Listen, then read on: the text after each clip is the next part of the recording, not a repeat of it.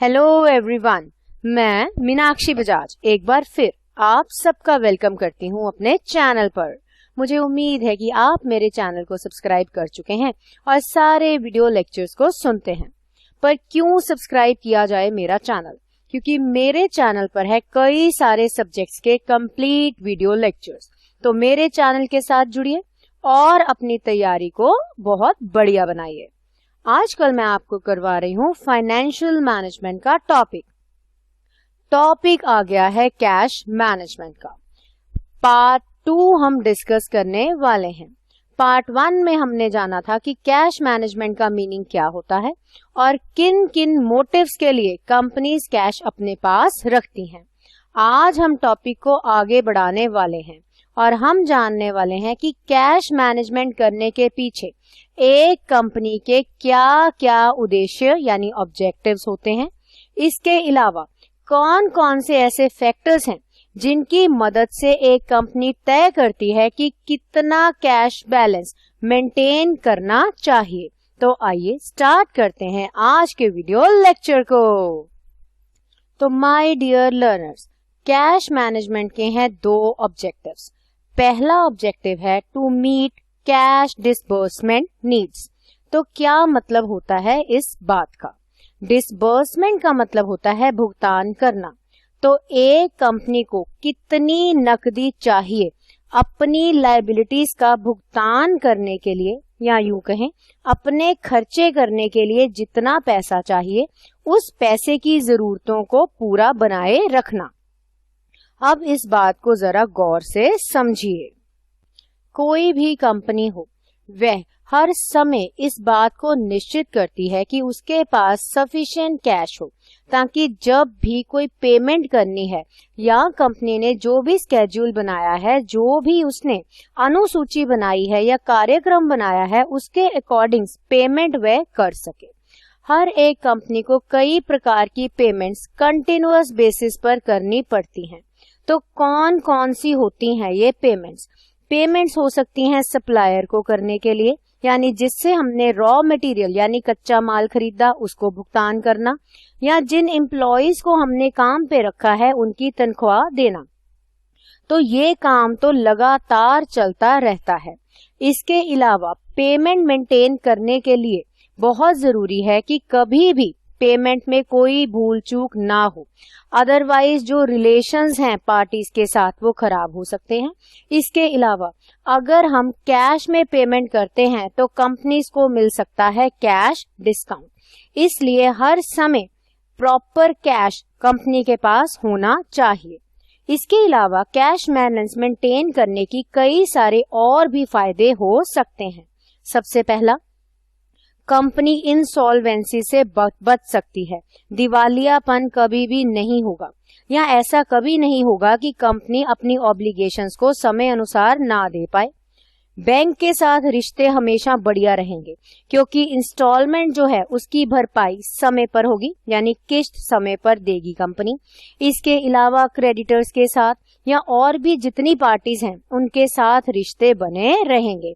इसी वजह से कोई भी कंपनी हो, वह इस बात का खास ध्यान रखती है कि वह कैश डिसबर्समेंट नीड्स के लिए पैसा हर समय बनाए रखे। अब पहले ऑब्जेक्टिव में हमने ये जाना कि आप अपने पास जो बैलेंस है वो मेंटेन करके रखें और इससे कंपनी को बहुत फायदा होगा। अब चलते हैं दूसरे ऑब्जेक्टिव की ओर, जिस ऑब्जेक्टिव में ये बोला गया है कि जो भी आपकी कैश की जरूरतें हैं उसके लिए जो आप बैलेंस मेंटेन कर रहे हैं उस बैलेंस को मिनिमाइज करने की कोशिश करें। इसी में ही कंपनी का भला है। तो आइए देखते हैं ये काम किस प्रकार किया जाता है। अब कितना बैलेंस मेंटेन किया जाए यह सोचना काफी मुश्किल काम है।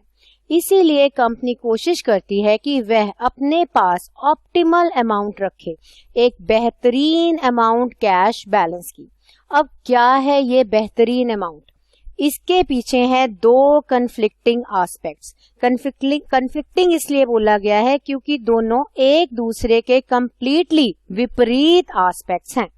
पहला एस्पेक्ट कहता है कि हाई लेवल ऑफ कैश बनाए रखिए ताकि समय आते ही आप फटाफट से पेमेंट कर दें। लेकिन इसमें प्रॉब्लम ये है कि अगर आप बहुत ज्यादा बैलेंस बनाए रखेंगे तो कैश जो आपके पास है वो आइडल पड़ा रहेगा, यानी वह बन जाएगा एक नॉन अर्निंग एसेट, जिस कारण से कंपनी को अपने प्रॉफिट्स जो हैं उनको छोड़ना पड़ेगा। दूसरी तरफ अगर हम ये माने कि चलिए low level of cash balance बना लेते हैं, उसका नुकसान क्या होगा कि जब पेमेंट देने का समय आएगा उस समय पैसे नहीं होंगे और हो जाएगा डिफॉल्ट, कंपनी फेल हो जाएगी समय पर पैसे देने के लिए। इसी वजह से एक फाइनेंस मैनेजर को हर समय इन एस्पेक्ट्स के बीच में एक तालमेल बिठा के रखना पड़ता है, ताकि ना तो पैसा वेस्ट पड़ा रहे और ना ही ऐसा हो कि कंपनी की इमेज खराब हो जाए। तो उसी तालमेल से तय किए गए पैसे को बोला जाता है ऑप्टिमम कैश बैलेंस।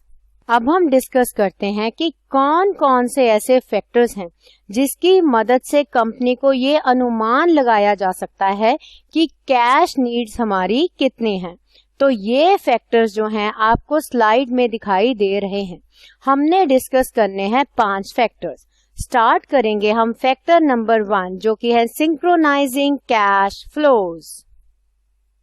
सिंक्रोनाइज का मतलब होता है साथ साथ होना, या यूं कहें एक ही समय पर होना।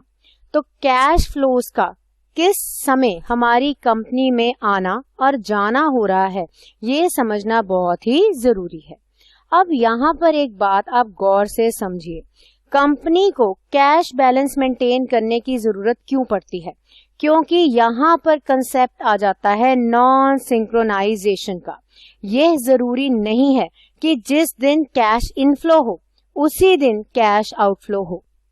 इस वजह से कंपनी ये कोशिश करती है कि वह एक प्रॉपर फोरकास्टिंग सिस्टम बनाए, ऐसा अनुमान लगाया जाए कि हमें काफी हद तक ये पता हो कि कैश इनफ्लो कब होगा और कैश आउटफ्लो किस दिन होने के आसार हैं। ये देखना और इनमें तालमेल बिठाना ही जरूरी है। अब सबसे पहले कैश नीड्स को डिटरमिन किया जाता है, इनफ्लो की भी और आउटफ्लो की भी। फिर एक पीरियड ऑफ टाइम में उसको स्टडी करते हुए ये प्लान तैयार किया जाता है कि हमें कितना कैश बैलेंस मेंटेन करना पड़ेगा। इसको आप इस प्रकार से याद कर सकते हैं, जितना बढ़िया फोरकास्ट आप बनाएंगे, यानी जितना प्रॉपरली आप मैच कर पाएंगे इन इनफ्लोज और आउटफ्लोज को, उतना ही कंपनी को कम कैश बैलेंस मेंटेन करना पड़ेगा। तो बेहतर फोरकास्ट मतलब कम पैसा मेंटेन करना। इसी काम के लिए जो कंपनी है वह कैश बजट तैयार करती है। तो आइए देखते हैं किस प्रकार से कैश बजट तैयार किया जाता है। कैश बजट एक बहुत ही बढ़िया माध्यम है जिसकी मदद से कंपनी सारी प्लानिंग करती है। अगर आप देखेंगे तो मैंने यहाँ पर वर्ड लिखा है टूल, मतलब ये एक जरिया है जिसकी मदद से कैश को मैनेज किया जा सकता है। ये एक स्टेटमेंट है जिसमें इनफ्लोज और आउटफ्लोज लिखे जाते हैं कैश के और एस्टिमेट की जाती हैं शॉर्ट टर्म रिक्वायरमेंट्स।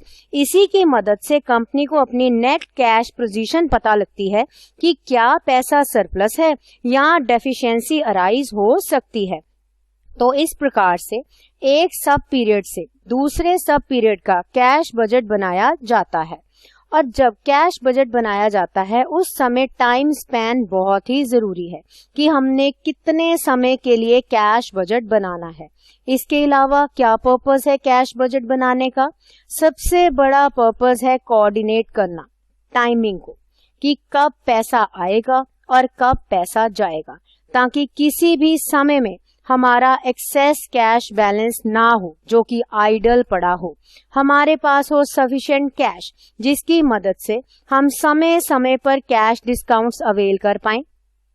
जब भी हमारी ड्यू डेट आए हम पैसा पे कर पाएं, डिविडेंड पॉलिसी को बेहतरीन बना पाएं। इसी प्रकार से हमारा बिजनेस स्मूथली चले, कॉस्ट कटिंग हो और जो भी सीजनल फ्लक्चुएशंस हैं उनको हम आराम से मैनेज कर पाएं।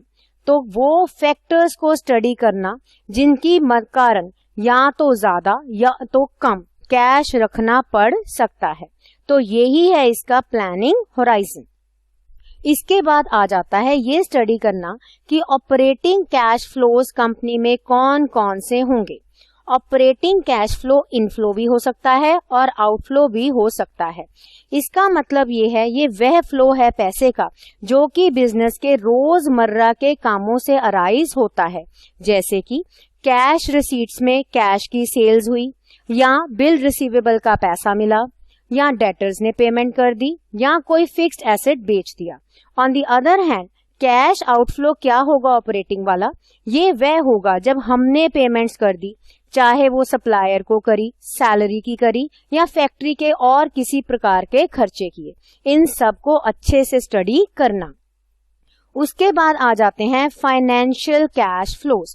फाइनेंशियल कैश फ्लो का मतलब होता है जो भी कंपनी के अंदर लॉन्ग टर्म फाइनेंशियल एक्टिविटीज की जाती हैं, उनको देखना कि कब पैसा आएगा और कब एक लॉन्ग टर्म एक्टिविटी के कारण बिजनेस से पैसा चला जाएगा। तो हम इसे इस प्रकार से समझ सकते हैं कि कैश की रिसीट्स को स्टडी करें, कैश की पेमेंट्स को भी स्टडी करें, ताकि हमें पता लग जाए कि कंपनी की नेट कैश पोजीशन कहां पर खड़ी है और उसी हिसाब से स्ट्रेटजीज या प्लान्स बनाए जाएं कि कंपनी में कभी भी पैसे की कमी ना आए। तो ये था हमारा पहला फैक्टर। अब टॉपिक को आगे बढ़ाते हैं और डिस्कस करते हैं दूसरा फैक्टर जो कि है शॉर्ट कॉस्ट। कैश बजट बनाने के साथ ही कंपनी को बहुत क्लैरिटी मिल जाती है कि हमारी कैश नीड्स कहाँ है। इसके साथ ही साथ ये भी पता लग जाता है कि कौन सा ऐसा समय होगा जब कैश की शॉर्टेज हो सकती है। इसके अलावा कभी कोई चीजें अनएक्सपेक्टेड भी हो सकती हैं। इसी वजह से कंपनी को ये देखना पड़ता है कि कौन सा ऐसा ड्यूरेशन होगा जिसमें शॉर्टफॉल होने की बहुत ज्यादा चांसेस हैं। इसीलिए इस टॉपिक को नाम क्या दिया गया है, शॉर्ट कॉस्ट, यानी ये जानना कि किस किस समय में पैसे की कमी पड़ेगी और वह पैसा कहां से उपलब्ध कराया जा सकता है। इसमें कई सारे कंसेप्ट्स हैं। पहला कंसेप्ट है ट्रांजैक्शन कॉस्ट का। जब भी पैसा कम पड़ेगा तो बिजनेस को कहीं ना कहीं से पैसा अरेंज करना पड़ेगा और वह फ्री नहीं होगा। इसके साथ ही कंपनी को ब्रोकरेज इंकर करनी पड़ेगी शॉर्ट टर्म के लिए, ताकि वह पैसे को उपलब्ध कर पाए। बोरोइंग कॉस्ट, ये भी मिलता जुलता कंसेप्ट है। इसके अंदर इंटरेस्ट पे करना या कोई कमिटमेंट चार्ज पे करना या और कोई लोन के रिलेटेड खर्चा पे करना। तीसरा आ जाता है लॉस ऑफ कैश डिस्काउंट। पैसा नहीं होगा तो हम समय पर, उसी समय पर कभी भी पेमेंट नहीं कर पाएंगे, जिस वजह से जो कैश डिस्काउंट मिलना है उसको हम प्राप्त नहीं कर पाएंगे। इसके अलावा कंपनी की जो क्रेडिट रेटिंग है वह गिर जाएगी। सिंपल भाषा में समझें, रेपुटेशन खराब हो जाएगी। सप्लायर्स आपको माल देना बंद कर देंगे। लोग आपसे कैश पेमेंट की डिमांड करने लग जाएंगे, या इसके अलावा कोई भी ऐसा कारण हो जाएगा कि बैंक आपको लोन देने से भी मना कर देगा। पेनल्टी के रेट होंगे, आपको बैंक पेनल्टी लगाएगा क्योंकि आपने शॉर्ट फॉल कर दी है बैलेंसेस के अंदर। अब आ जाता है तीसरा फैक्टर जिसका नाम है अनसर्टेनिटी। हम सब जानते हैं कि फ्यूचर जो है वह अनदेखा है, अनजाना है। इसी कारण से कंपनीज कभी कभी ज्यादा कैश अपने पास रखती हैं ताकि कुछ अनदेखा या अनजाना कुछ हो जाए तो हम उसे मैनेज कर पाएं। इसी वजह से लॉस ऑफ इंटरेस्ट होता है और पैसा आइडल पड़ा रहता है और कभी कभी अपॉर्चुनिटीज भी मिस हो जाती हैं। अगला पॉइंट आ जाता है प्रोक्यूरमेंट एंड मैनेजमेंट का। कंपनी को कई सारा माल खरीदना पड़ता है, चाहे हो operating cash management of staff के लिए या अलग अलग एक्टिविटीज के लिए। इसी कारण से पैसा अकाउंट में रखा जाता है ताकि सैलरी समय पर दी जाए, शॉर्टेज ना हो और अच्छे से हैंडल की जाए सारी सिक्योरिटीज। लास्ट पॉइंट आ जाता है एक्सेस कैश बैलेंस कॉस्ट का।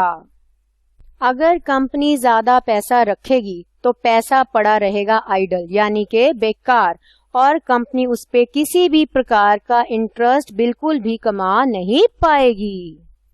इसके साथ ही हमारा आज का टॉपिक कंप्लीट हुआ। हम मिलेंगे बहुत जल्द एक नए टॉपिक के साथ।